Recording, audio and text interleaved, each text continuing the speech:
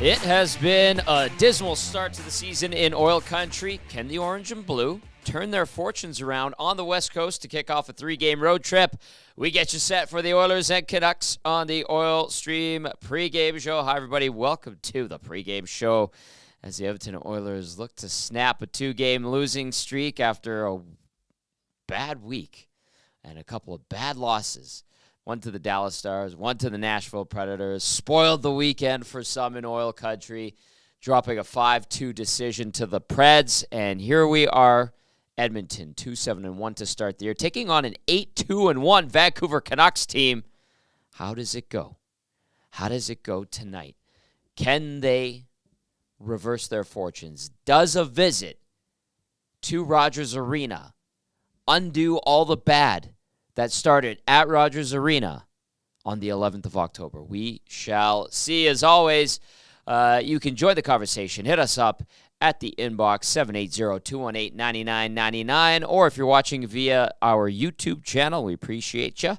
Thank you very much. Hit us up there in the nasty chat. I see a few people already chiming in, so we'll get to those comments and more. Tom Gazzola and Matt Kassian will be joining us around 7 o'clock. YouTube Trev, you feeling better today? You're doing good. You're looking good. Yeah, I'm feeling way better today. It was a pretty good weekend, as you can hear. Yeah. My voice is still a little shot, but I'm feeling way better. The energy's back, and I can't wait. Here's hoping I can watch a good 60 minutes of hockey, complete hockey by the Edmonton Oilers. That would be a late birthday present, that's for sure. There you go. No dumb hockey. No dumb hockey. I'm sick of it. Dumb mistakes. Those types of things that have sewered the first 10 games for the Oilers this year. So, simply put, I'll ask the question of the night. You let us know, 780-218-9999, or via the nasty chat. How will the Oilers do on this 3-game West Coast trip? Vancouver tonight, San Jose Thursday, wraps up in Seattle against the Kraken on Saturday. So, YouTube Trev, how would you say the Oilers are going to do on this trip? Well, it all starts tonight, Tommy. You know, the one thing for sure I've just been thinking about, if I'm Jay Woodcroft, the scoring's not there right now. The defense isn't there either. But the battle effort should be there. Like, that's one thing. These are professional hockey players. They should be bringing it every single game. So whether they're not scoring, just bring it. At least make me happy, and so I can see an effort, so that there's still, some effort, and I can, at least fall asleep tonight and be like, okay, they brought it tonight. Yeah, they didn't get the puck luck like Vancouver, if that is what happens, but just bring it. If it's Evander Kane laying the body, someone like that wins over fans, and that could go a long way with the fans. There's not a whole lot to cheer about right now. So it all starts tonight with Vancouver. Obviously, they kind of got destroyed in the first 2 games of the season. They're a great team. They're looking so good. Rick Tocchet's got the Canucks looking pretty sharp right now. And I mean, if they win here, if the Oilers win tonight, finally just start. It all starts there. I'm seeing in the chat the turnaround begins tonight, boys, by Old School Nasty, and it's the Sharks on Thursday. Is it not Thursday? Yes. So come on, that should be an easy dub for the Oilers. And then Seattle Kraken, they kind of given the Oilers a little bit of trouble in the past few years, or that past 2 years, I guess. Mm-hmm. So it's 3 games. Ryan Rishaug was on the Nielsen show today. He said 5 points would be ideal.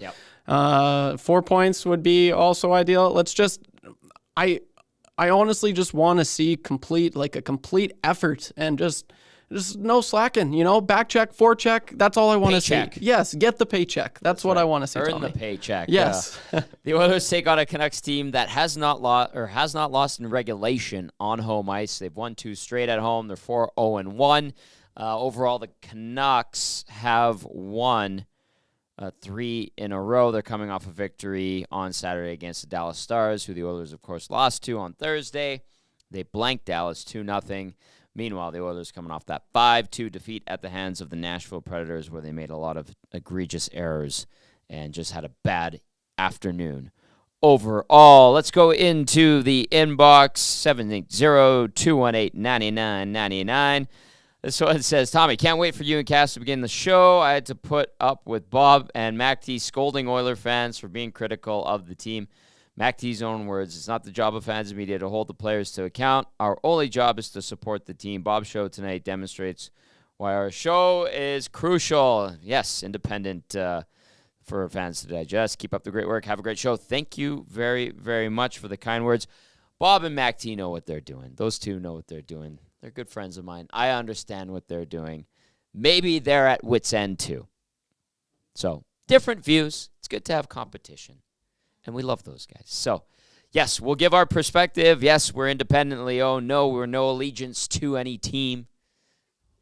No business daddy. We are our own business daddy, and that's how we go forth. But, yes, Cass will be by around 7 o'clock for Game Changers, and we will get his opinion on things. Man, I'm telling you what, after the game the other night, at night, Joaquin was doing the Sportsnet broadcast, came over, and him and I had a couple of social sparklers, as one does after a good day's effort and job at work. I mean, we didn't play in the game. Joaquin had a good broadcast. I felt like we had a good pre- and post-game show. So we tried to figure out what the hell was going on, and we were at a loss. And I kid you not, like 2 minutes after Joaquin left, where we were scratching our heads going, what the hell is going on? Sean Belsey calls. Belsey goes, what the hell's going on? I'm like, I don't know, Sean. We were just talking, Joaquin and I, right before you called, and he goes, what is wrong with this team? So it's from within. I know the heat gets turned up on the coach. That's the first thing that happens. Yes, is Jay Woodcroft feeling it? I would say he is. Is that something that if this team continues to falter will continue to get worse for the head coach? Naturally, yes. That's just what happens. Should it be that way? No. This guy's got a 650 winning percentage. Hasn't even been the head coach for 2 calendar years. But when your team sputters out of the gate the way it has, it's easy to look to the coach. Did he implement and try to throw in new systems? Yes. You would think that these guys would be able to figure those systems out. They haven't. They make terrible mistakes. And it's guys who shouldn't be.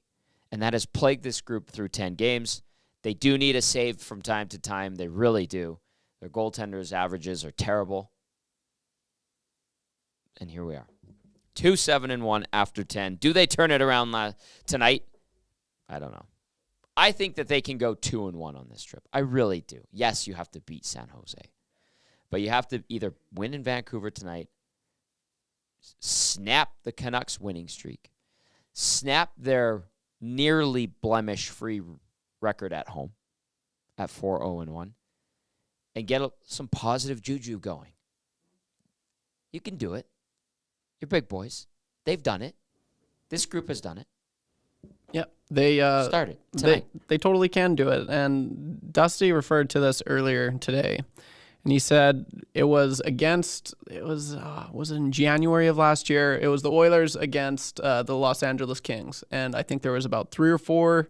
There was for sure 3 fights. I'm pretty sure Zach Hyman dropped him with Sean They lost Durzi. like 5 or 6-2 that day. They did. They did. I remember that game. Yeah, and Jesse Puljujarvi, he got dummied in a fight. But you know what? That really brought the Oilers together, and from there on out, they played pretty consistent hockey throughout the whole rest of the season. Mm-hmm. And you know, is it something like that they just need that? Okay, boys, like we're a team. You know, we battle it out there. You know, we look after each other, and that's what we do. I don't know. That's one thing I wouldn't mind seeing, and we haven't seen really much of that at all. No, we haven't. Big Uke kind of echoes your sentiment, YouTube Trev. Big Uke says, just want to see some solid efforts. I want to see people putting in second and third efforts. Show you care. Big Uke, a lot of people feeling the same way. That comes in via the text line. 780-218-9999. And let's go into the nasty chat a little bit. We are going to hear from Rick Tocchet in lieu of someone joining us from Vancouver. We're going to go to Rick Tocchet shortly. I'll get to starting lineups and starting netminders as well. But let's hear from the nasty chat. Dawson says, Tommy, my Oilers mock trade. Holloway, Cody Ceci, conditional first-round pick, 2025 third-round pick for Rasmus Anderson. Trade Ryan McLeod to Washington for Nick Dowd. Or what's Taves doing? Experience, Dawson. Might be able to pull that off in NHL 24. It might be able to pull off. The Wolf says, let's go. First question to set the mood of the night. What did YouTube Trev have for dinner? Because I don't want to ask about goaltending. You and I were planning that, Trev. You go ahead. You can answer the Wolf really quickly. I'm not gonna lie. I kind of forgot what we're having. Or is it? What was it, Tommy? Are we having Arby's? Yeah. Yeah. We're having Arby's. The Angus. Two for one. Yeah. Chicken dine. Yeah. There we go. We're gonna be fueled up and ready to go, taking advantage of the new location here at the EST studios. Corey says, let's go Oilers, cheering loud and proud from New Zealand. Let's turn it around. Corey, thanks for tuning in all the way from New Zealand. Appreciate it. Spency 5 Sensi says, we need to see McLeod get dirty and sucker punch Pettersson. Do something out there. I don't know if that's going to happen, but if he were to do something out there, maybe offensively, maybe get some good zone time. His line last game had a nice shift where it got a round of applause from the Oilers faithful. Him and Holloway were moving the puck. They were skating with it. They had possession, but it's got to eventually be converted into offense, legitimate offense. So we'll see if he can do that. Hink says, hi, Nasty Chat. Hi, Hink. Let's get into starting lineups and your starting goalies for the Oilers and the Canucks tonight. McDavid between Draisaitl and Hyman. Nugent-Hopkins with Kane and Gagne. Ryan McLeod between Fogle and Derek Ryan. James Hamblin recently called up, expected to center. Dylan Holloway and Raphael Lavoie on defense. Ekholm with Bouchard. Nurse with Ceci, Kulak, and Desharnais. 12-6 tonight, YouTube Trev. My goodness. Well, sad we haven't been able to say that very often. That's a sight for sore eyes. Yeah, I haven't. That's weird, kind of just looking at it, not going to lie. Janmark out, day-to-day shoulder. Brown, day-to-day lower body. Let's go to the Canucks for tonight. Here's what we're expecting. This is how they skated at the morning skate. Down at Rogers Arena in a van, you had Elias Pettersson between Ilya Mikheyev and Andrei Kuzmenko. JT Miller centering Phil DiGiuseppe and Brock Besser. That line had a great night on October 11th against the Oilers at Rogers Arena. Pius Suter between Dakota Joshua and Connor Garland. Then you've got Sam Lafferty centering Nils Höglander and Anthony Beauvillier. On defense for the Canucks, Quinn Hughes with Philip Hronik, Carson Soucy with Tyler Myers, Ian Cole with Mark Friedman. Out for Vancouver, Teddy Bluger, day-to-day lower body bruise. And Guillaume Brisebois, he's on the IR, undisclosed. Tucker Poolman also on the IR with a head injury. Starting goalies, 25-year-old Stuart Skinner, 1-3-1 on the year with a .362 GAA and .861 save percentage in 6 games this season. Skinner versus the Canucks, 1-2 record, .404 goals against average, .844 save percentage in 4 games versus Vancouver. Why are you laughing? You are shaking your head. You seem very upset. You're laughing. That's these numbers are terrible. That's not good, Tommy. That's really not good. I don't like those numbers at all. You know what? Have your Fresca and enjoy. You see that? I see that. Yeah. Oh boy. You know what? I think there's a lot of Oiler fans that are either watching or listening that are doing the same thing you just did. You're going like this when I'm rattling off those numbers for Skinner. At the other end of the rink tonight, Thatcher Demko, the 27-year-old, 6-2 mark on the year, 155 goals against average, 947 save percentage. By the way, 2 shutouts on the year, coming off a 2-0 blanking of the Dallas Stars. 33% of his wins are shutouts this year. He has played 8 games. Lifetime versus the Oilers, Demko, 4-8-1, 284 goals against average, 916 save percentage. Those averages are good. The record, not great. He's played Edmonton 13 times. Yeah, still super respectable numbers. And Absolutely. Thatcher Demko, what a beauty of a name. He is an unreal goalie. I'm huge on him. And he's actually a stud. So I hate to say it, but it's true. This one from Lick Fury says, hey, boys, think of the positive. The Oilers have 5 more points than 0. Woof. Mitch with the facetious trade proposal. Just make a trade for Jake Allen already. 780-218-9999. How do you think the Oilers are going to do on this 3-game West Coast trip? They're in Vancouver tonight, where the disaster that is the 23-24 season began. They go to San Jose for Thursday, and then off to Seattle for Saturday. What do you think, Oil Country? 780-218-9999, or in the nasty chat. I want to hear from you. Get creative. Get crazy. I am open to all opinions on this 3-game trip. Sean says, I want the Oilers to have that Nate Diaz mentality when he took the mic and went off on Conor McGregor. You're taking everything I work for, mother effer. I'm going to fight for your effing F. You know what the real fight, the real money fight is? Me. Oilers are supposed to be where the Canucks are, and they're nowhere near that. Cup or bust? How about making a wild card spot or bust? Sean, thank you for not including the full expletives there. Another text says Fresco would be good. You're enjoying one right now. Pillman, good to hear from Pillman. Pillman texts in, says, good evening, gentlemen. Let's start the evening with a positive outlook. It couldn't get any worse, eh? LOL. Have a great night from Pillman. And then Coach Mike. Coach Mike, there's a few people who have actually chimed in with something very similar. Over or under 5 minutes for the fourth line tonight. I'll go over, Coach Mike. I'll go over. You agree? Yeah. I think it's over. Not by much, but I think it's over. 780-218-9999. Nasty chat going strong. Let's get the Canucks perspective. And to do that tonight, we go to Rick Tocchet, the head coach of the 8-2-1 Vancouver Canucks. Strange to be talking about big hockey games in November, but if you get a regulation win against the Oilers tonight, it's 14 points you're up on them, Rick. That's huge this time of the year. Yeah, I know our approach today is 2 points up to grabs. You know, we have to think that way. We can't think of anything scenarios right now. So, facing a dangerous hockey team, very dangerous, and it's a 2-point game. The dressing room has 4 words on it inside the wall: command, energy, compete, invest. Who came up with that, and does that perfectly sum up the way that this team is competing right now and the reason why it's gotten off the start it has? It was coaching staff this summer when we had our coaches symposium. I felt we needed some pillars in this for our team, and we got a couple other things going to be going up, with construction and stuff. But that was something that we felt every day we would want to bring, or if a player left the game, did he accomplish those four things that night? So that's kind of it. Just they're trigger words for our team. Yeah. Rick, before Canucks Oilers games, so often we've asked about the greatness of McDavid or Draisaitl, but with Quinn Hughes, who was the NHL's first star this week, what have you seen from him in terms of his level of play this 11? Do you think he's leveled up for you? Yeah, I knew it was last year the level he has, what he can do for a team. There's just those special guys, even those defensemen over the years, they're one-man breakouts.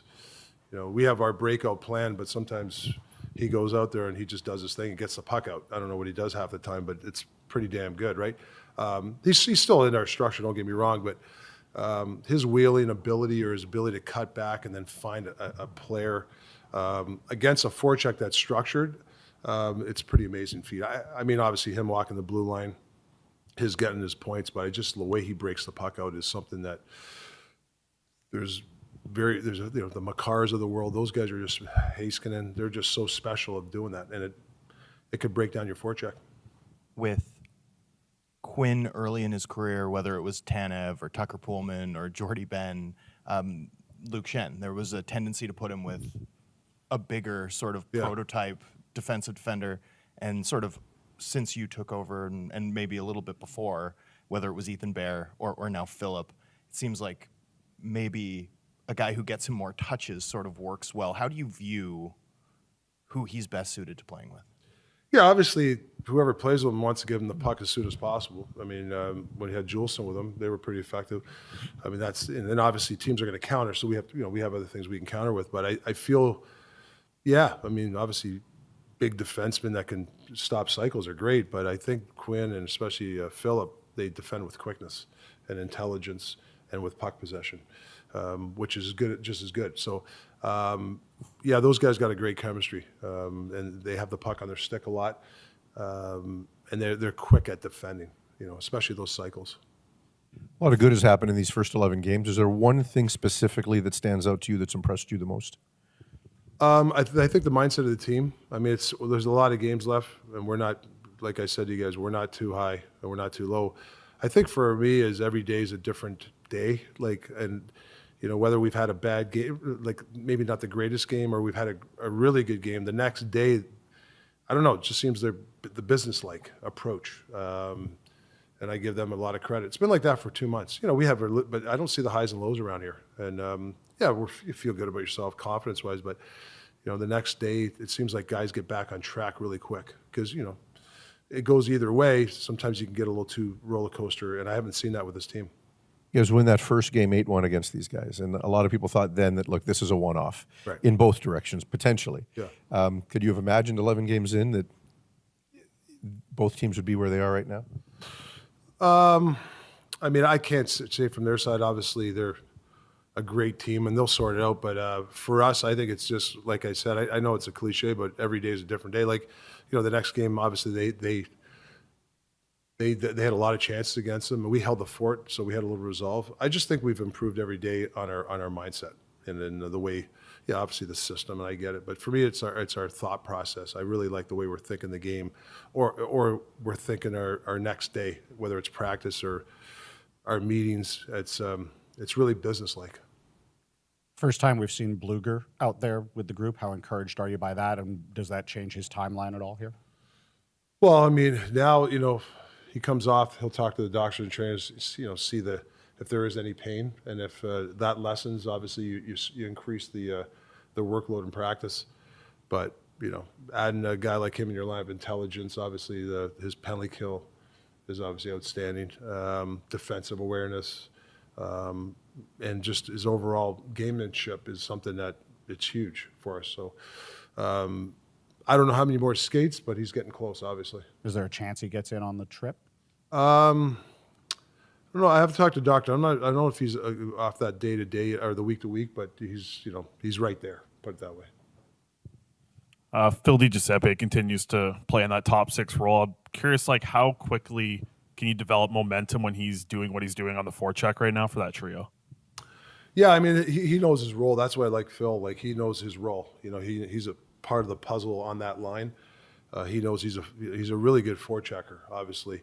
He's done a nice job penalty killing. He's a complementary guy to those guys. I know we actually had to talk today. He wants to add a little more offense to his game in the corners and stuff like that, and it will come. But for me, I really enjoy what he does for that line. He really puts confidence in those guys.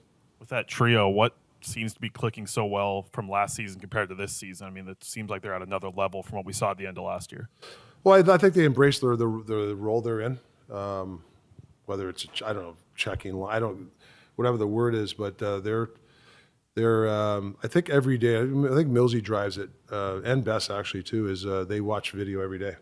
I mean, we watch video with them, but it's more their approach to the game. How do they get better? They were watching video this morning when we got here. So the chemistry's there.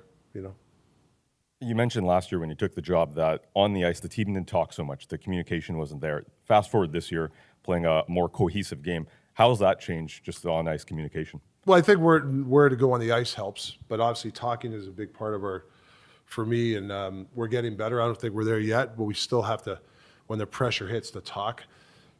But when you're talking, you got to know where you're going. You got to call the reads. If you don't know the reads, then you're not going to talk. So I think maybe last year, new system and stuff, so some guys didn't know, should I say this or not? Now they know, it's a strong side, or if it's a pocket play, they'll yell it now because they know the system and they know where to go. So all fairness to them, they didn't, it's a new system, so it's hard to make a call when you don't know where to go. So Rick, last year when you took over, one of the storylines down the stretch was Andrei Kuzmenko, and there were lots of nights there where you sit him and stretches where he wasn't playing. He's got points. His underlying numbers are good, but it seems kind of quiet around him a little bit. Where are you with his game and what you've seen from him in the first 11? Yeah, I thought he had a good game last game. I think with Kuzi, it's a consistency. I think, I try to explain to players, if we're in a 7-game series, right? That's, listen, not every game it's a play. I'm not saying you have to play like a playoff game every game, but I think the way you approach the game, like if he's the guy that's got to push out on this play, he has to do it 9 out of 10 times. You can't do it once in a while. I'm not saying he's the guy all the time. I think it's got to be natural now if we stay on people. Like if I let it go, it's not natural in March. So some guys, you have to stay on top of them. So it's natural in December and January. When Gotch is in town too, I mean, he's out there on the ice early today with Gotch. Like he wants to get better. He wants to learn some of the stuff. So, we're going to keep staying on him, and there's minutes there for him. Maybe and I think last game there was 3-4 minutes I put him out there. Like sometimes I don't. It depends if he, twice if you have the puck in the blue line and you're trying to make a play, we're up 2-0, and he turns it over. It's hard for me to put him back out there with 3 minutes left. That's just. It's not just him; it's anybody. You have to have accountability. So, but he's, obviously he's a terrific guy to coach, kid to coach. Rick, just over here, I just wonder, what's it like having the Sedins sort of available to you on the ice, off the ice, and just as a resource, considering their history with the organization? Yeah, huge. When I got here, he was more in the development role, and I went up to him and I said, "Hey, I'd like you to take more of a coaching role," and they were like, they loved it. They're here every day. They don't come on the road. But they do the stuff that helps me out, like they grab Hoglander. They got the second year of the power play. They'll take Dakota Joshua if he's struggling, or if I didn't play him the other night, they got him in the video room the next day. That just helps me a ton. They get to the players before, I call it the little fire. There's a little fire. They get to there before it becomes a full-on blaze. They can put the fires out for us. Rick, you've got 2 great goaltenders. You said at one point you might have the best tandem in the division or not the league. The fact that Casey gives you more than just one option, not so much the back-to-back game, but you can put it in anywhere. Have you come to get to know him at all? I know he's a big Ian Clark disciple, but on a personal level, have you got to know him at all? Yeah, take away the goaltending, how he's been unreal for us. He's made my decision hard. Like obviously Demko, I mean, you got to play him. And we got to be careful of his workload, but easily he could have played any of those 3 games for us, and I would have felt very comfortable. But to me, it's the dressing room stuff, his integration with Demmer and the players. The guys, he knows he's our backup, but he's got a smile on his face. He's on the ice taking shots. Like, I don't know. I think as much as he's a really good goaltender, his presence in the room, what he's done since he's been here, has been huge for our dressing room. I don't think people realize that, how great a guy or a teammate he is. He's a great teammate. I'll bring this up with a little bit of levity. You mentioned last week that you'd like to sit down with the Lions coach and the Whitecaps coach. Well, the Whitecaps coach kind of lost it yesterday going after the referees. How, as an NHL coach, Rick, how do you develop a relationship with the on-ice officials? Because you need to have one. Because if you don't, you might not get a certain call. How do you develop that? Yeah, I think it's a respect factor. I've apologized to refs this year a couple times when you get animated with your hands, and you got to be careful of that because you're embarrassing the refs. Like, it's a hard job, and I think they respect that. And I think I got a great relationship with these refs. Like a couple times I've apologized, and they say, "Hey, we get it." Like, I think the communication's been great. I know on our end.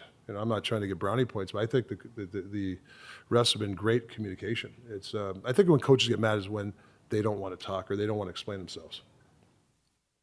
There you go. There is Vancouver Canucks coach Rick Tocchet getting you up to speed on the opposition tonight as the Oilers head off to the West Coast. Starting in Vancouver, who are going to wear those sweet throwback uniforms, the black, gold, and red. And maybe that'll be the nicest thing on the ice for the Canucks from a Vancouver standpoint. It's up to the Oilers to make that happen.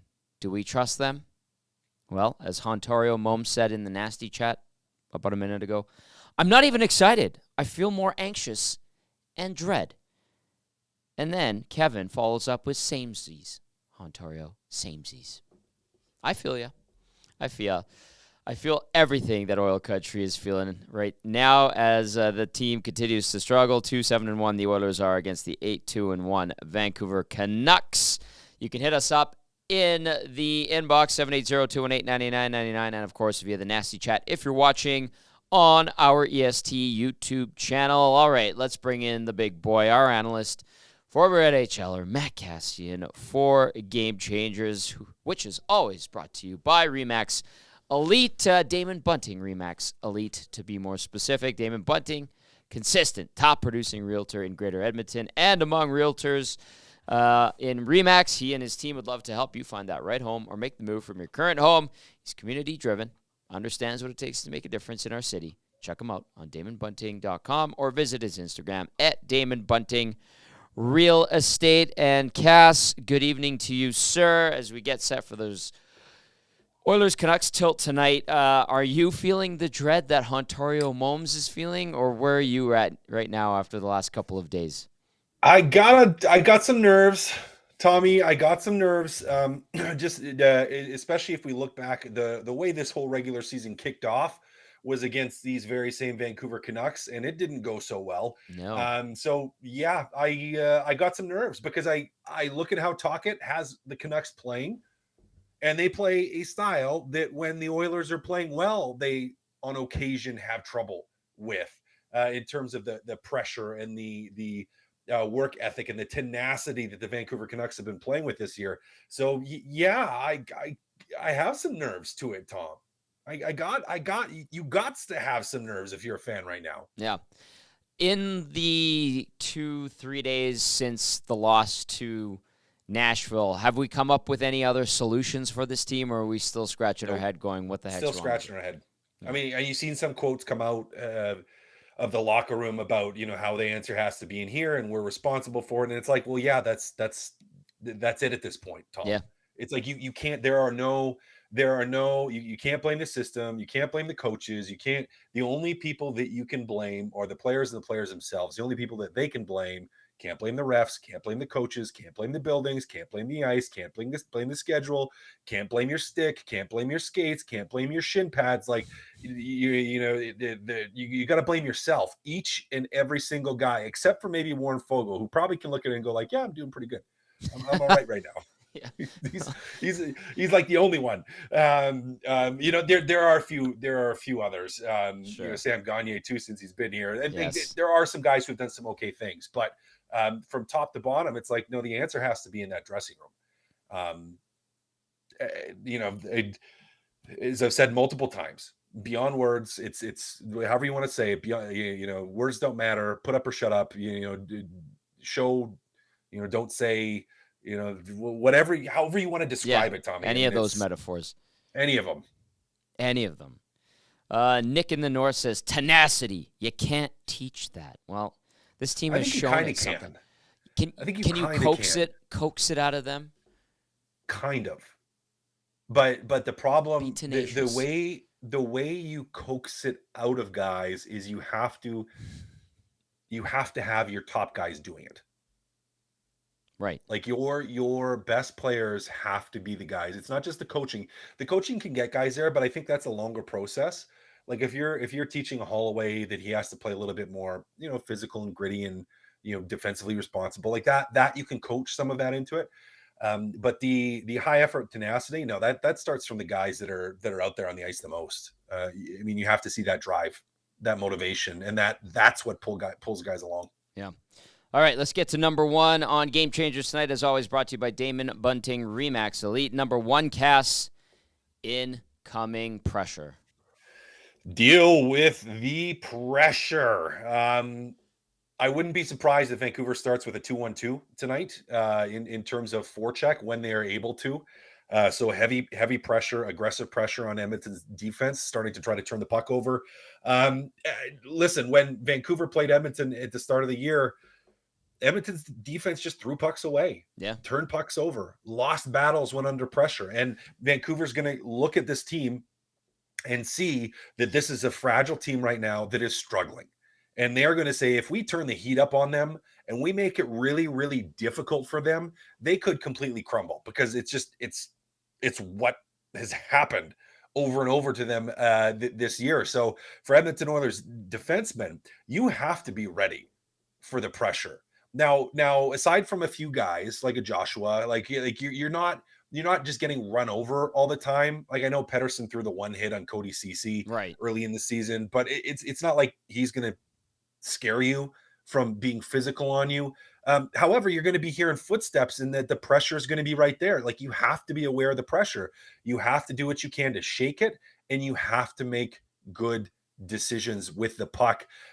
So that means, not just rimming it, the rim just fire it around and hope the winger can do something with it. Yeah. Like, you have to work, move your feet with intentionality to where you need to go, win those puck races. And if you can't make a play with it and one of the Canucks is on you, you have to find ways to win those battles. But dealing with that pressure, that's, Tommy, to me, that's the hockey game.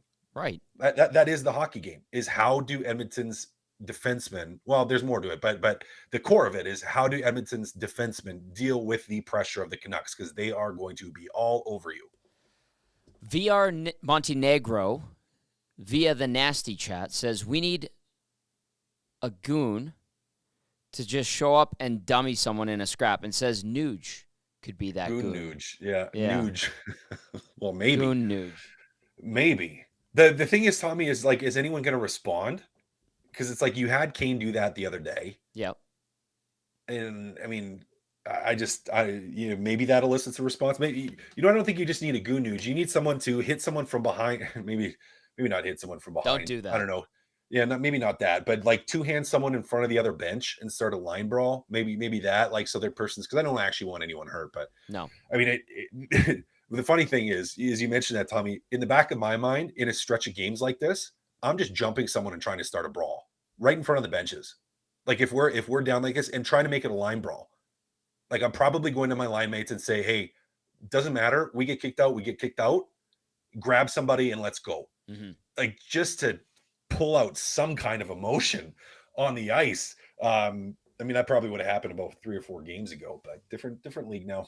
I don't know if it's going to be goon Nuge like VR Montenegro suggested, but that would be refreshing. And we've seen him get angry a couple of times and drop the mitts. Yep. He's in his hometown. Deep Nuge, Nasty Knuckles Nuge. There's a couple of people coming in with some nicknames for for Nuge. Are they fit for air? I'm not looking at it right now. No, I said deep Nuge, Deep Nasty Nuge. Knuckles Nuge. I like that. There's been a couple good ones. Yeah. Okay. Keep those coming in, 780-218-9999, or via the nasty chat if you're watching on the EST YouTube channel.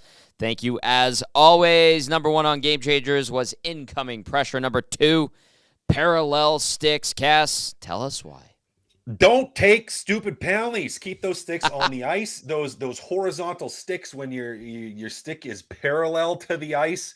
That's a bad thing. That's a bad thing against the Vancouver Canucks, whose power play is absolutely toasty right now. Mm-hmm. Seems to be firing all cylinders, and we knew it had potential for that. Like, you got some high-skilled players out there, and man, they have been absolutely lighting it up, and the Edmonton Oilers penalty kill has not. It has continued to struggle, continue to let goals in, just be leaky. Oh, and, if you're wanting to win these games, can't be in the box. Now, normally I'd say, well, if it's a high penalty game, Edmonton's power play is out there, and that's usually a good thing. I mean, usually you take their power play against anybody, and it's been okay. Sure. It's also given up a couple shorties. 2. And Vancouver's is better right now. Absolutely it is.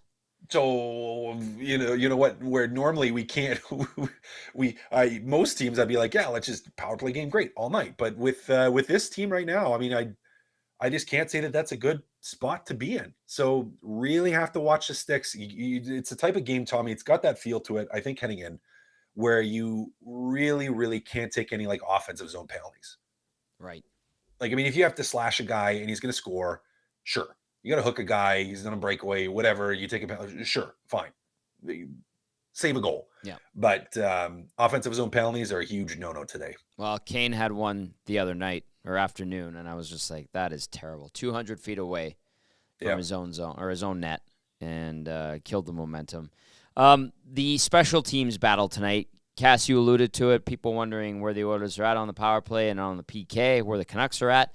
Edmonton, 9 for 36 on the power play. That's good for 25%. Very respectable. That's 9th in the NHL, but like you pointed out, they've given up 2 shorthanded goals on the power play.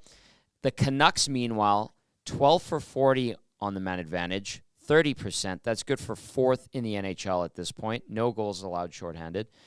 The Edmonton Oilers on the PK, 71.8%. That has them sitting steady at 27th in the NHL. No shorthanded goals for. And then the Canucks are at 78%, which is modestly better than Edmonton. 19th in the league. They have scored 2 shorthanded markers. So even the special teams battle going into the game, the Oilers don't have the edge. They don't generally when it comes to the PK. That's something. Well, usually they do on the power play in the past. The power play, yeah. But not today. Not happening today. Not happening. Yeah, how about someone pointed it out, but yeah, got to cut down on those too many men on the ice calls. Okay. I'm glad we pointed that out. To whoever did point it out, thank you. What is the problem? Because we talked about it, I think, a couple games ago where they got hit with a too many men on the ice penalty, and we were saying, is that the coaches? Is that not paying attention? Is not having your head in the game? Cass, when you're seeing both. Yeah, okay. Well, tell us. Can I say yes is the answer? Yes. Yes. The answer is yes. All of those things. All of those things. It can be both. And that's where it's hard to say, because if you're not on the bench hearing a call, like, because if now I will say the way that the Oilers have taken them leads me to think it's been the players, because it hasn't been like 2 guys jumped over and there was confusion about who was going. It's a decision to hop on the ice and play the puck. Hyman did that last game. So that's not a coaching thing. That's a player's decision. So I lean away because when it's the coach's issue, typically that's like he either hasn't said the line, or someone comes early, or he changes it and he hasn't communicated maybe well enough with the people that were going out before, if he's making a change, like putting someone else out. And then that's when you see 2 guys hop on for the 1 guy. That's usually when it's a coaching thing. If it's like someone steps on and plays the puck, 100% on the players, which is, I think, more of what we've seen. So probably more the players than the coaching in this instance, but it can be both, or a bit of both, because maybe you called too late for the players and all of a sudden someone's like, oh crap, I got to get out there, and they hop on and they're not, all of a sudden they're involved in the play and they do something dumb because they're not, prepped and ready to go. A big sigh there. It is Game Changers, brought to you by Damon Bunting Remax Elite, as we get you set for the Oilers and the Canucks. Number 1, incoming pressure. Number 2, parallel sticks. Number 3, big guns be big. Please score a goal. Connor McDavid, score a goal. Leon Draisaitl, Ryan Nugent-Hopkins, put the puck in the net. I mean, you've had chances. Some of those guys, you've had lots of chances. Some of those guys now, whether it's power play, whether it's 5-on-5, whatever the situation, big guns got to start to produce here. Yeah, Tommy, they've been quiet for too many games in a row. You have to have your best players be your best players on most nights, and they haven't for the last couple of games. And then I still think, some of the best players in the world, or one of the best players in the world in Leon Draisaitl, and the best player in the world in Connor McDavid, but they have struggled a little bit here. And emotionally, it seems, I know they're frustrated. We can hear that. We can see that. But it hasn't translated into on-ice performance or on-ice motivation. So, you know what? At the end of the day, Tom, the Canucks big guns are playing well. You have to be better than them. Your top guys got to be better than their top guys. In a game tonight against a team that is rolling pretty good in Vancouver, big boys got to be big boys. Pull up your work boots and got to put the puck in the net. Yep. It just hasn't happened through these first 10 games. Although they do have their points, Cass. McDavid 10, Draisaitl 13. Yeah. But it's not the same. It seems like empty points. Is that a fair way they're to empty describe points because they're not winning. Right. I mean, you're down 4 goals and you get a point. Like, great. That's nice. you got a cookie. Like, I mean, guys get excited about that in a contract year, sure. Okay. I mean, Fogle would love that.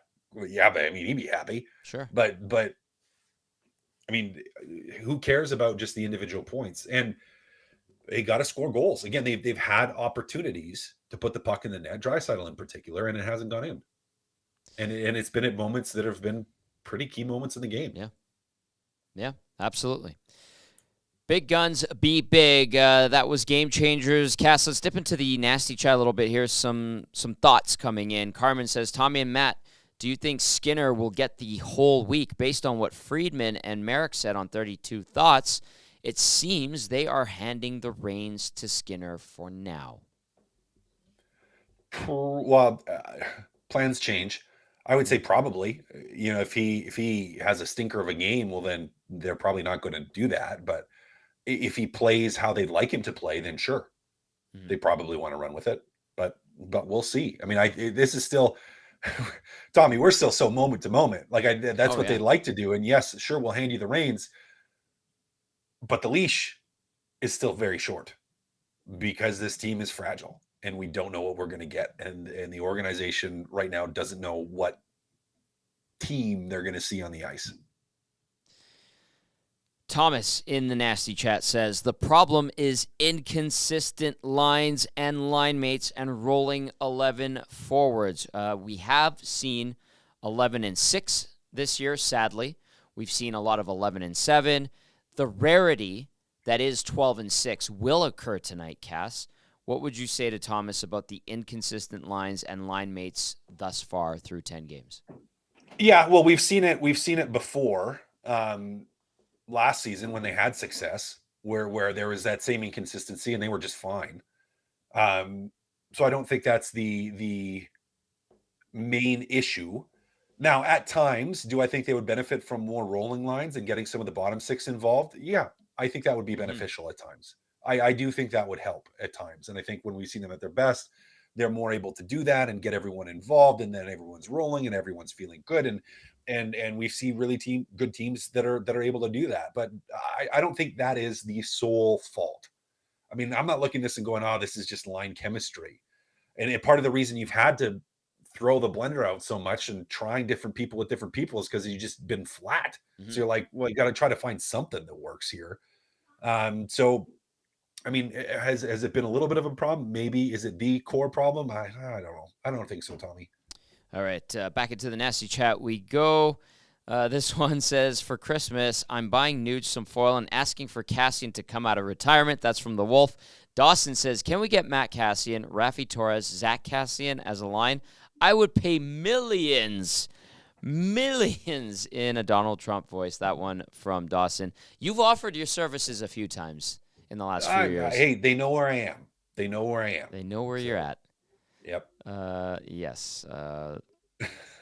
Cass, I would enjoy seeing you back out there. I'm not going to lie to you. I wouldn't be moving very fast, I tell you that. Hell of a shot says media around the NHL are wondering if Connor will request a trade if this continues. I'd probably doubt that. I doubt it. Yeah, I don't think so.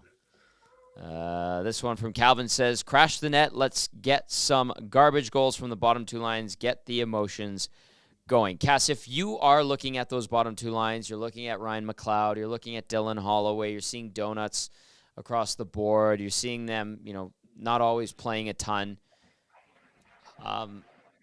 Is there a simple solution? Do you just keep rolling them out there? Do you have to have someone go in there to have a nice chat with them, to build them up, maybe Draisaitl or McDavid, get their confidence going and say, hey, we need you, we really do. And when it comes from someone like that, it goes a little bit longer than a coach saying something or try to rally you.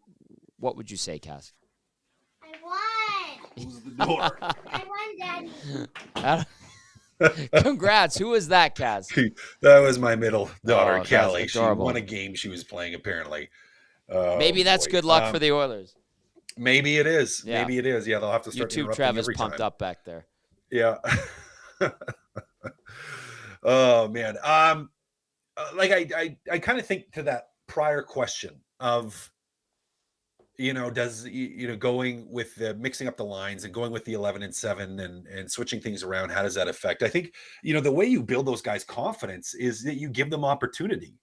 Now, the challenge is that you're trying to win hockey games. And one of the other challenges, Tom, is that the easiest way to do that is when you're winning hockey games, when you're ahead. Because Sure. if you're up by 3 goals, the pressure's off in a lot of ways.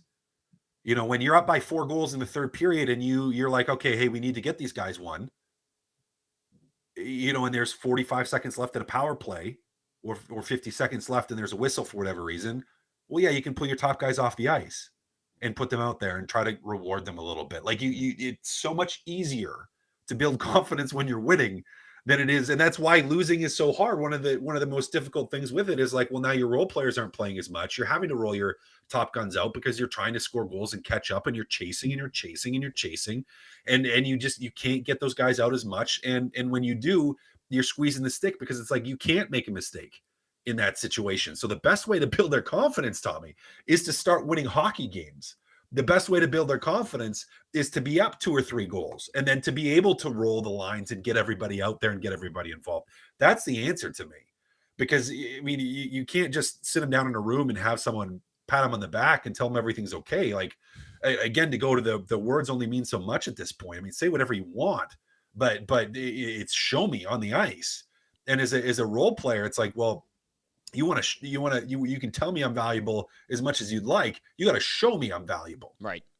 Like the words are important. Yes, absolutely. But if the actions don't follow, well, then, I'm not building up any confidence. So you can point out everything and say everything, and that's good and great. But I mean, again, to me, Tommy, I mean, you gotta start playing well as a group, as a team.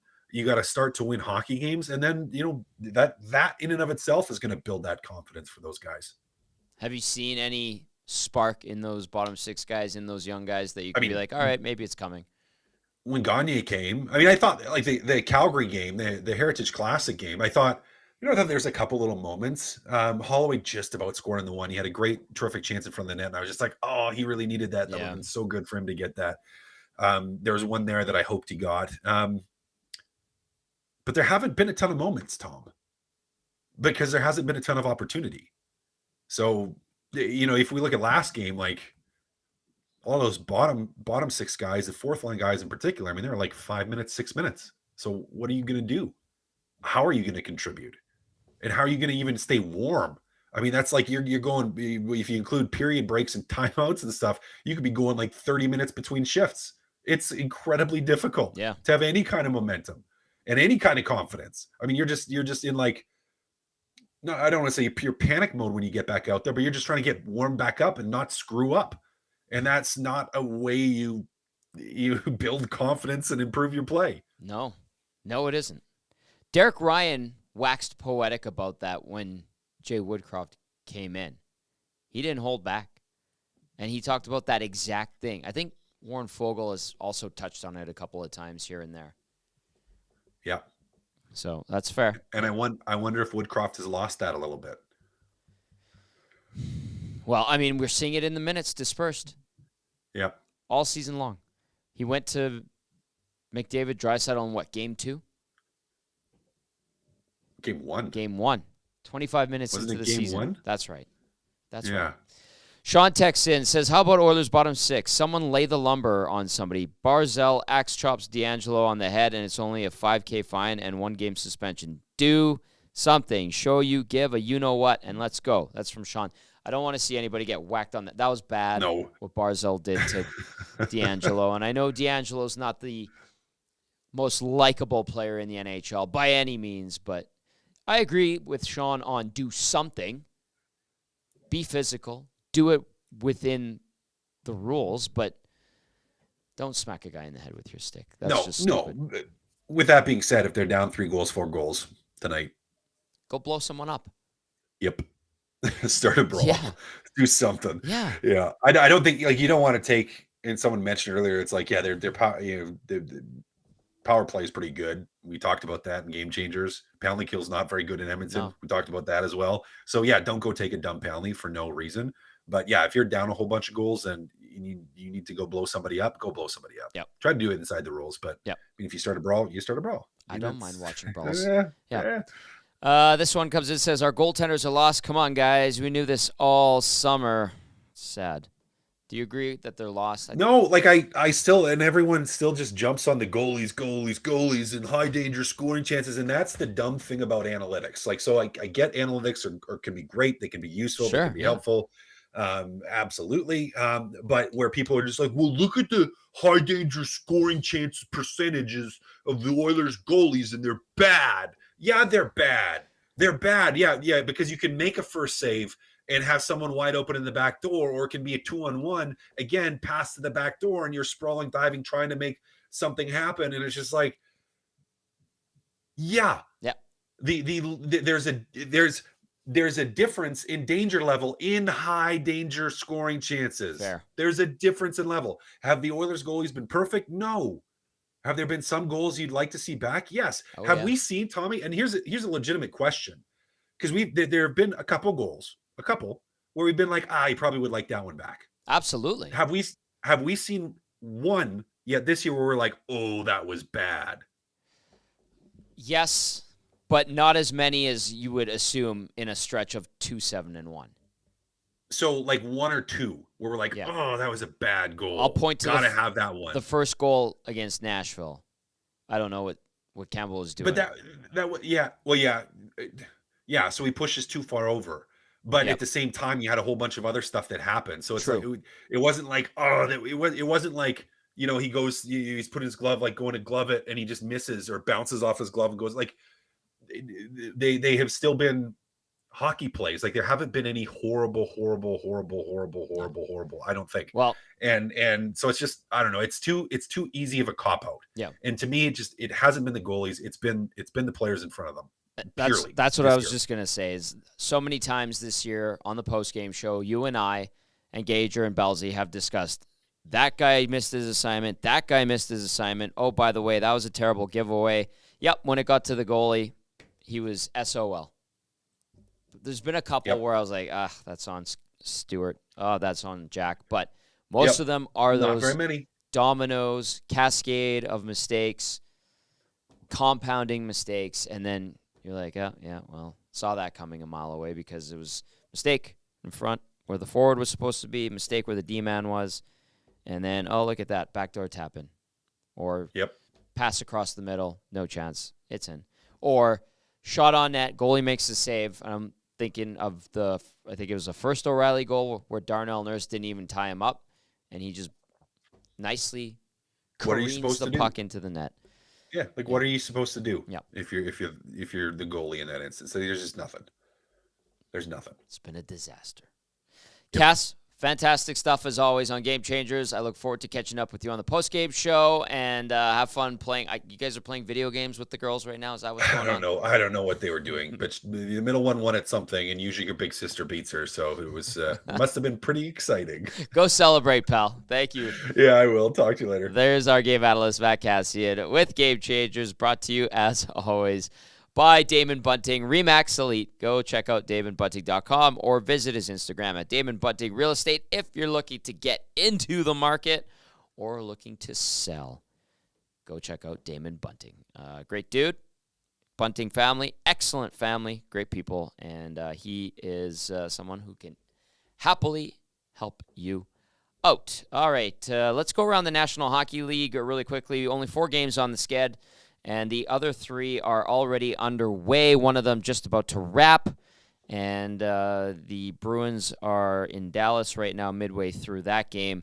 2-0, the Bruins lead the Stars. In the third period, Toronto has come back from a 4-1 deficit in the first period. They got booed off the ice, as a fan base does when their team is underperforming against Tampa. They rally back with 4 unanswered. They lead 5-4 with less than 5 minutes to play in the third period against those very same Tampa Lightning. Florida and Columbus tied at 4, less than a minute to play in regulation, and then you got the Oilers at Vancouver tonight on the West Coast. I got this text that came in, 780-218-9999. This one says, this West Coast trip is going to kill me, in parentheses, in Montreal. Especially if these losers continue to lose. That's from AJ. AJ, have a coffee. Hang in there. Maybe they will surprise you pleasantly. Do I like that? And the chances and the odds of that? Not necessarily. But with this team, you never know. You just never know. Okay. We're going to go inside the coach's room. We're going to hear from the Oilers side of things. First up, Jay Woodcroft. Practice yesterday, a few laughs, lots of business, and how you feel that kind of sets you up and the mood going into tonight's game. Yeah, we talked about it yesterday. didn't love our first 10 games and able to flush that segment and begin anew. And what better place to play a game than where we started the season so poorly. It gives us a chance to make good on that. We know, obviously, the start that Vancouver's got off to. They're one of the best teams in the Pacific Division, and what a great opportunity it is to put in a good effort and start the road trip the right way. Could you imagine? I mean, 8-1 on opening night, everyone thought that game was a one-off. Mm-hmm. Could you have seen it for either team going the way it has so far through 10? Well, I only worry about my team. And, we've had some things happen in our first 10 games. We believe, Farhan, that our team is better than what our record shows. The next game at home for us against Vancouver at home, we thought we had the bulk of the play. But we didn't convert in big moments, both offensively and defensively, and that's kind of how it's gone for us here in this first 10 games. The good news is there are good signs in our game. I was just talking with the coaches in there, and we were talking about the fact that we haven't scored at the level we believe we're capable of. That's despite being top 10 in creating chances. It's despite being top of the league in shots created, top of the league in ozone possession. So we think we keep doing the right things, that dam will crack. Now on the flip side of that, you look at the other side of it. There's some good things for us defensively, stuff that hasn't translated into goals against being down. But when you look at the amount of time that we spend in our D zone, the amount of even strength shots that we've given up, those are positive signs in our game. For us, there's moments that can get cleaned up, and collectively we feel good about ourselves, given our track record of winning here over the last few years, that will come out of it. Is there one specific area, especially defensively, that you think needs to improve? Well, just to me, there's some moments, that have cost us, big moments, individual decisions on certain plays that have hurt us. We've given up more on the rush than we want to this year. But sometimes those come down to individual decisions. We're working hard to correct it. As I said, there are positives in our game, and we're continuing to build to try and put one together. And as I said to Gene earlier, what better place to do that than in the place where we were shellacked on opening night? You know that everybody knows the expectations around your team, and ultimately you're going to be judged by what happens in the playoffs. Is it hard for a team like that always to be as alert and focused early in the year when they are worried about what's later? Now, you're going to alert and focused. I think our group we're a professional group. As I said, and you weren't there during the outdoor game we played, but this team's won over 100 games in the last 2 years, 5 playoff rounds, as many as any team in the National Hockey League in terms of playoff rounds. We believe we have a recipe. We don't think we've consistently played to that recipe hard enough or long enough, and as a result, we're getting the results that we're getting. This is the National Hockey League. Every night is a battle, and you can't afford to not have everybody going, and you can't afford to have certain parts of your game faltering. You have to be working on ways to find 2 points. For us, it hasn't gone great in the first 10, but we're a confident group. We're confident in our people, but it's about making sure our process is correct. Recall James Hamlin. You have history with him. I mean, what are you hoping to see out of him tonight? Well, James, I tell you what, James, you talk about a do-it-right player at the American League level, and somebody who showed well in his stint last year. He was the last cut last year. I think he, played just under 10 games or around that mark last season. He was someone I felt comfortable putting on the ice against.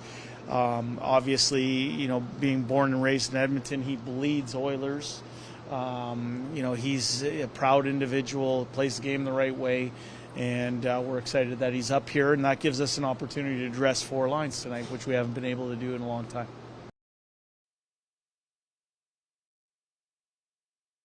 Considered, all things considered, Jay Woodcroft, I thought the body language, the messaging, better than I thought it would be going into this game. He was defensive a little bit, but he backed up, when he was talking to Farhan saying, hey, you weren't at the Heritage Classic. Yeah, that was a great night. They did play well. That was close to a 60-minute effort. Pointed out what this team has done, its body of work over the past couple of seasons. That's fair. That's fair. And he also reiterated that he feels like they'll get out of this rut. I think they are capable. Every time I've said they're going to do it, this game, they don't do it. They're capable. They have the horses. They've just faltered time after time after time this season. But that wasn't a disheveled Jay Woodcroft. That wasn't a bewildered Jay Woodcroft. I think there was a little bit of feistiness in Jay Woodcroft there. Maybe that rubs off on his players. We've had some people texting and say, I just want to see this team give a crap, basically. Go do it. Coach looks like he's trying to lead by example in that regard. I don't mind that. I when I watched that earlier today and listened to Jay and how he spoke, I was like, you know what? All things considered, that was good. Let's see if it's reciprocated by the guys on the ice. One of them, who has been going lately, kudos to him because he started off terribly this season. Evander Kane, let's hear from him. 8-1, I think everybody in the league, especially in both of these markets, probably thought that was a one-off. Could you have imagined both these teams would be in this situation right now? Well, it is a one-off. We haven't lost 8-1 since, but no, it's obviously not the 10 games we envisioned ourselves starting with. Tonight's and today's a great opportunity to start another 10-game segment, and we happen to be doing it against the same team we started our first one with. So I think it's a great opportunity for our group, and I think the boys are hungry to get a W tonight. I think everybody knows this team's the offense is just inevitable. Like that part of the game is going to come. What needs to happen at the other end of the ice? Well, I mean, I think we've been giving up a lot of goals off the rush, probably in our last 5 games, and you know, we've been okay in our own end when teams have had possession, but we just haven't been very clean through the neutral zone and off the rush. And I think if we can tighten that part of our game up, I think that'll get the goals against down considerably. Is that kind of sorting out who's your man, or when you talk about off the rush, can you maybe describe it a bit further? Yeah, I mean, you know, there's certain times, and every rush looks different, whether it's 2-on-1s or 3-on-1s or 3-on-2s. Sorting it out earlier, having a better track, having tighter gaps as a group, and those type of characteristics can really end rushes quickly and prevent them from even happening. So I think we've just been a little loose in receiving the rush and with our track, and I think if we can tighten those things up, that should help stymie other teams off the rush. A lot of teams that have huge expectations coming into a season where you're gauged by what happens in the playoffs sometimes lose focus early because they're thinking so far ahead to later. Is there any of that? I don't think that was the issue for our group. I think, you know, obviously the expectations and the pressure, we understand how that feels. I think we put pressure on ourselves more than anybody else as individuals and as a group. And but I don't really attribute that to the reason why we started the way we have. So there you go. There is Evander Kane. He has 8 points on the season. Pretty upfront about things and how it's been going lately. Kane, much better in his recent run. He's got 4 or 5 points in his last 3 games. So he's putting things together here and has been an engine for this team when it has sputtered. They need other guys to get going as well. Sam Gagner, who will play the right side, has been an engine for this team as well. Nugent Hopkins down the middle on that line. Good to see Gagner having success. Some people have said, why is Sam Gagner playing ahead of Dylan Holloway? Well, Gagner scored 2 goals in his first game. His motor's been running. An engine. Getting things going. All right, back into the Oilers room one more time. Let's hear from starting netminder Stuart Skinner. For not only you, but the team as a whole to kind of reset where the season started, what do you kind of think of that opportunity here? Yeah, it's a great opportunity. Every game is a great opportunity for us to work on our game, to get better, work on ourselves individually, work as a team in every aspect. So it's very exciting. In your past experiences, when your team is kind of going through a rough patch, what were the stages and steps that kind of helped you guys get out of that and hoping to apply here? There's been a lot of scenarios. It really depends. Sometimes it's good to do less. Sometimes less is more. Sometimes you need to do more. I think in our case, right now, I think we just got to relax a little bit and let games happen.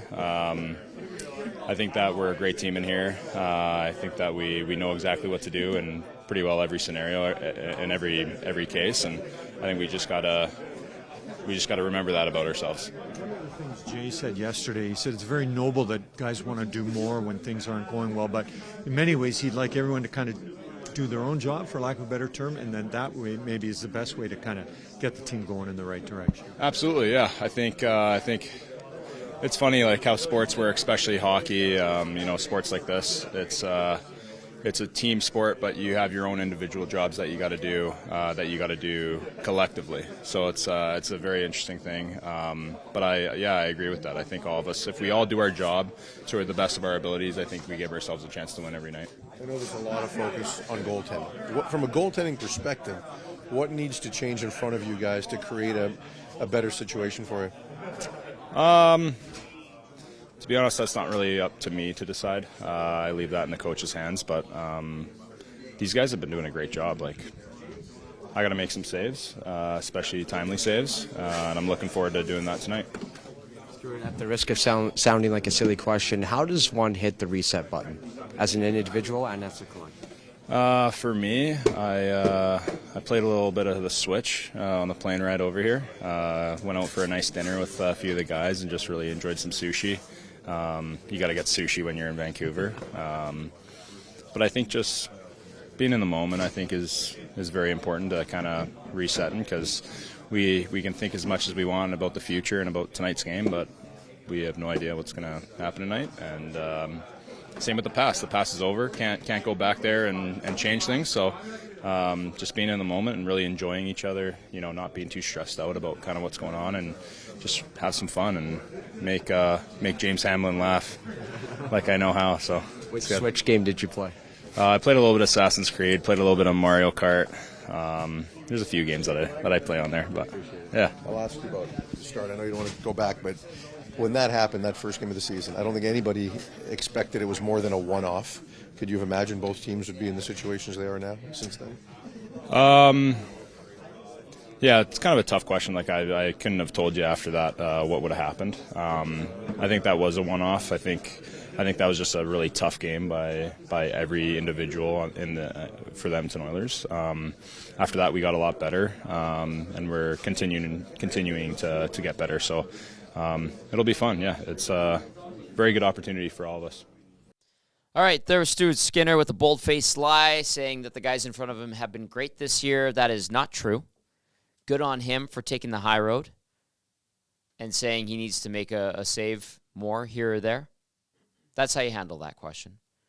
But, that was unnecessary praise for the players in front of him and Jack Campbell, who have been absolutely atrocious in the D zone, during transitions, in the neutral zone, off the rush. Classy guy. But that was a lie. 100%.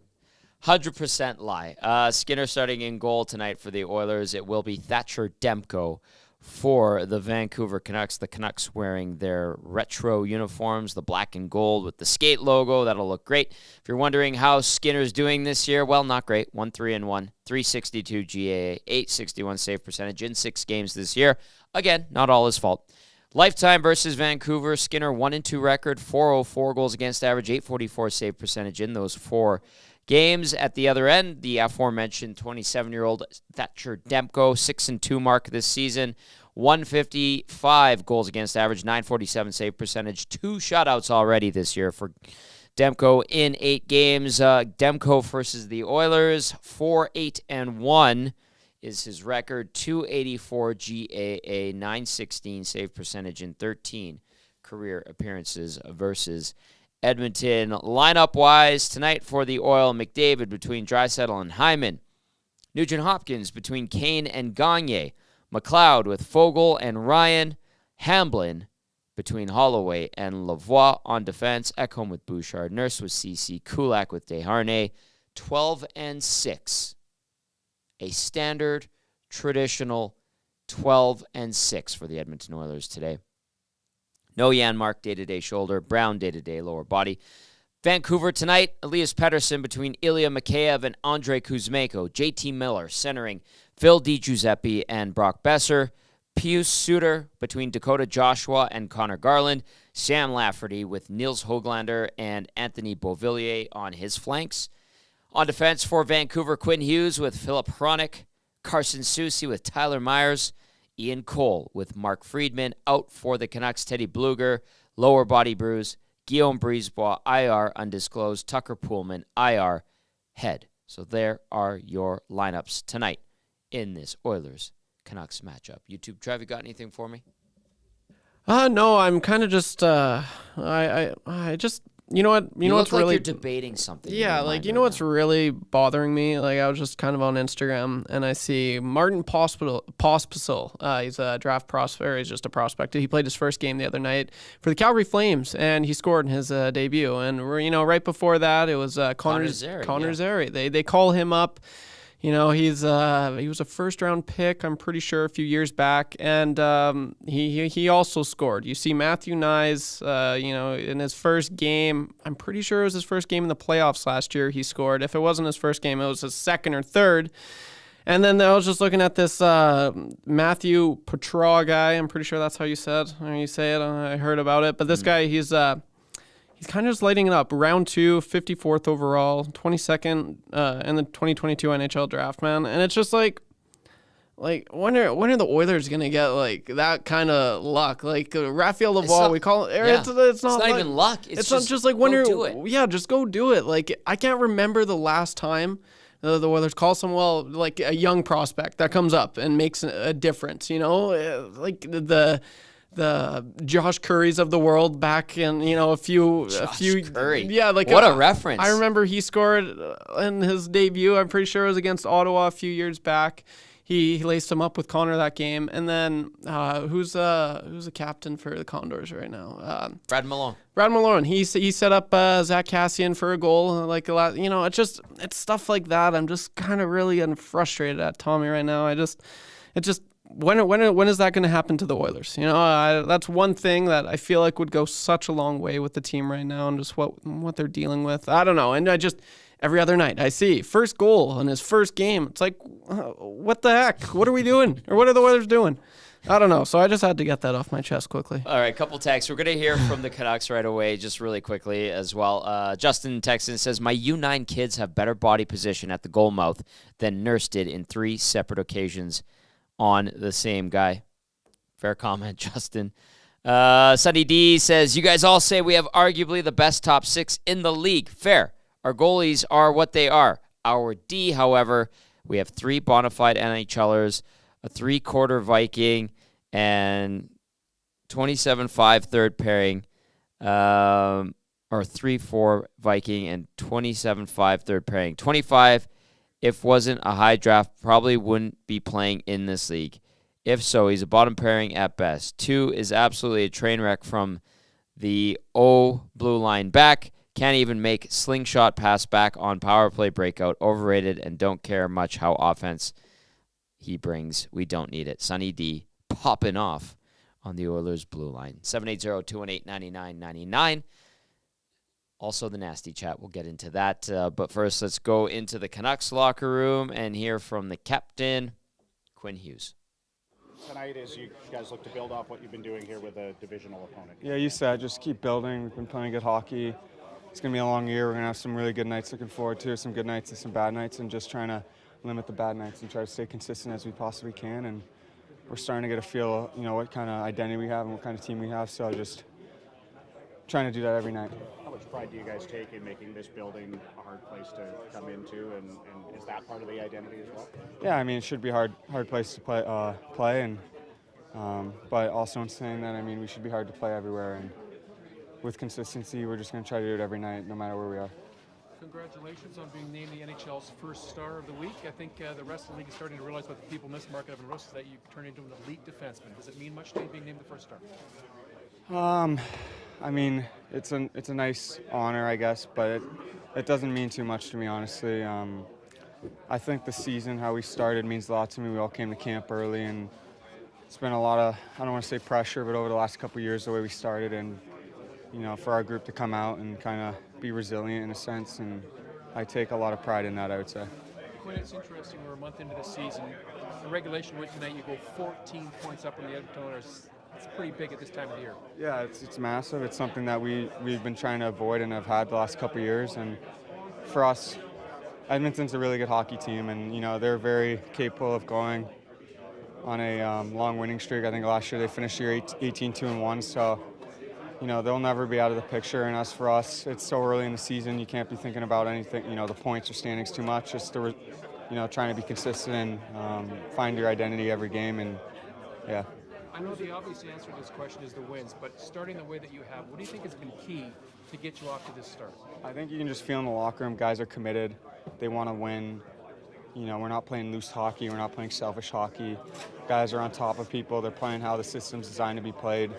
And we got some players that are playing really, really good right now. I mean, Petey's leading the league in points. Demmer's been unreal. I mean, our D-core's been really good. And Millsy's line, I think I heard last game didn't allow a shot 5-on-5. So there's a bunch of different things we have going for us. And we're 11 games in, and we're going to try to have to do it for 82.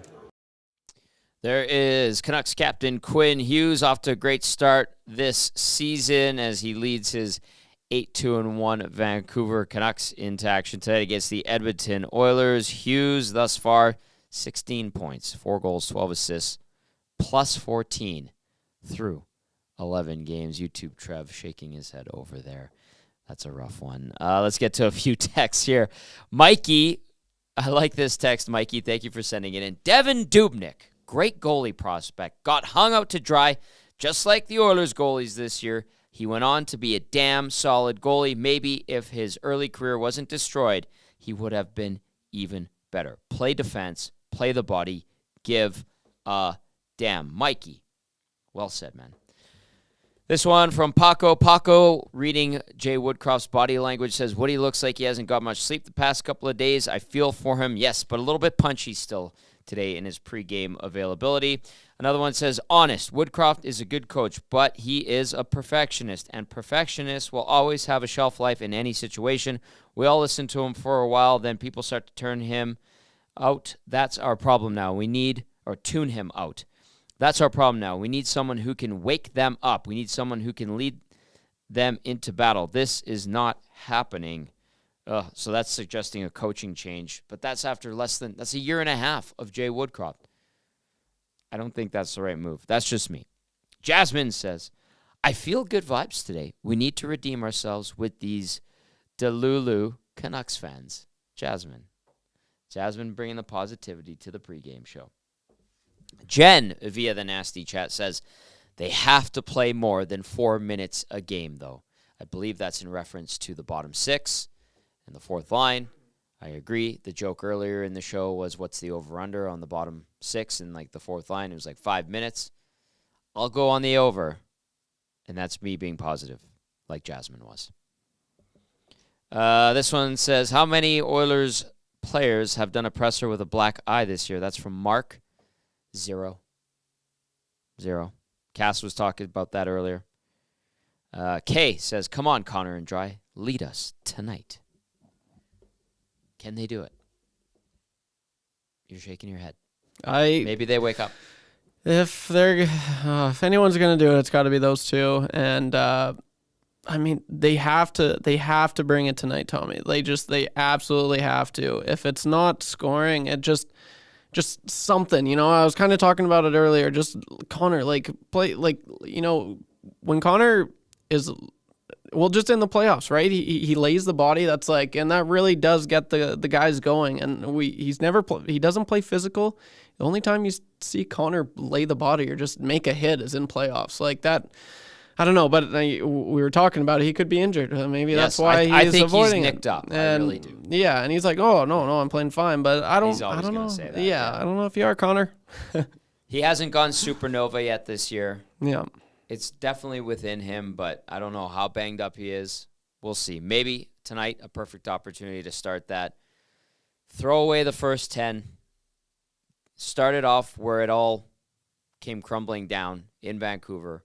Right or wrong, all those cliches. The time is now. Don't look at the standings. That's a killer right now. All right. That's going to do it for the Oil Stream pregame show. Huge thank you to everyone who tuned in, texted in. We appreciate you. Smash that thumbs up button if you're watching on the EST YouTube channel. Big thank you to YouTube Trev. Maybe he'll be a happy guy tonight. We'll see. It's hard to bring the positivity when the team's playing that badly. Yeah, time will tell. But I got to watch the game with Tommy, and that's always fun. Hey, all right. Win or lose, we've always got something to talk about. Look forward to catching up with you on the post-game show for Matty Kassian, YouTube Trev. I'm Tom Gazzola saying enjoy the game. We'll chat following the Oilers and the Canucks. Ciao for now.